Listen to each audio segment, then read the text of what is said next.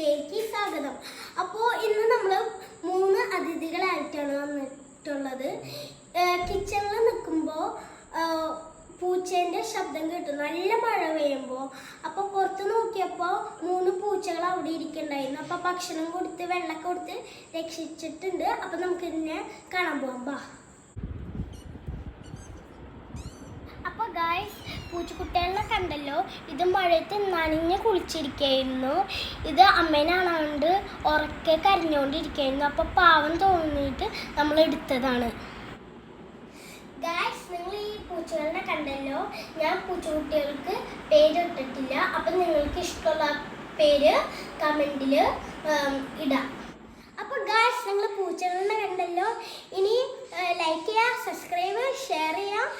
ഇനി ഇങ്ങനത്തെ കിടിലം വീഡിയോസായി വരും. ബൈ.